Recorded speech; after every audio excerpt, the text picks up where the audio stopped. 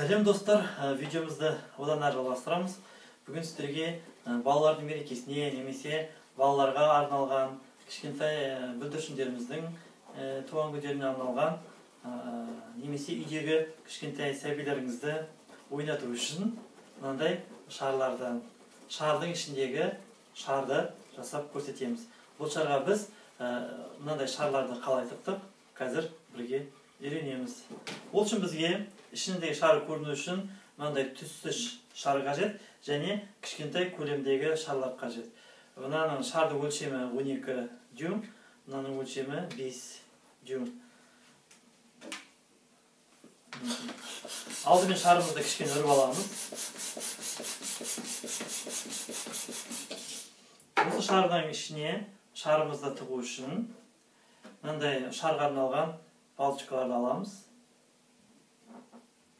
Егер ондай палочка жоқ болып жатса, қарапайым карандаштарды тыға беруге болады.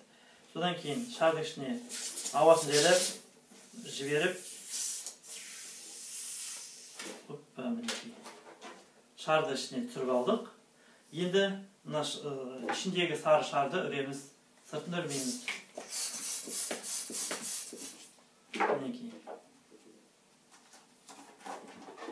Содан кейін ішіндегі кішкентай шарымызды байлап тастаймыз аузын. Басын қиып жібереміз. Жайлап. Мінекей. Шарымыз ішіне кіріп кетті. Енді тағы бір келесі шарымызды салайық.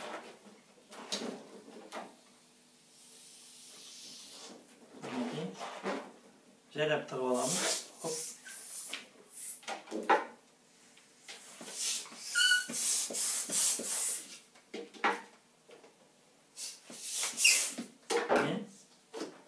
Сыртындағы шарын қалдырамыз, ішіндегі шарын үреміз.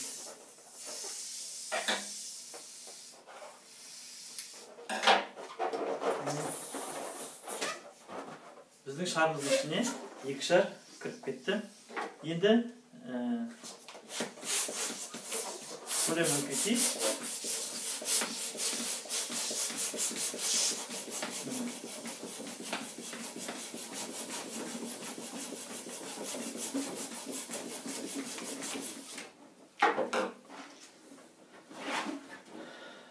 Екі шар салып, шардың қалай салуын мінекей көрсеттім.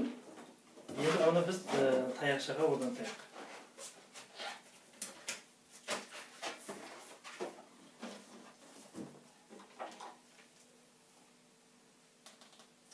Шарға арналған арнайы таяқша, шармен айналысатын безендірушілерде немесе шар сататын дүкендерден қиналмай табуымызға болады.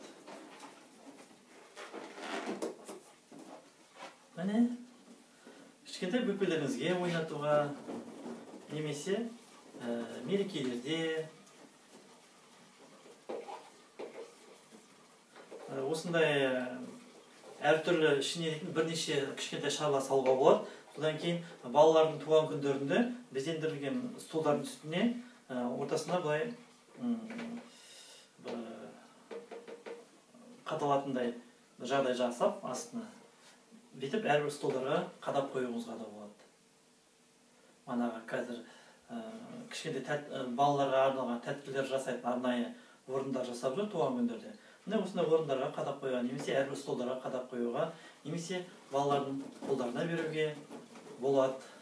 Міне, өмірлеріңіз осындай қуаныштарға толы болсын, сәбилеріңіз, бүлдіршіндеріңіз аман болсын. Келесі кездескенше.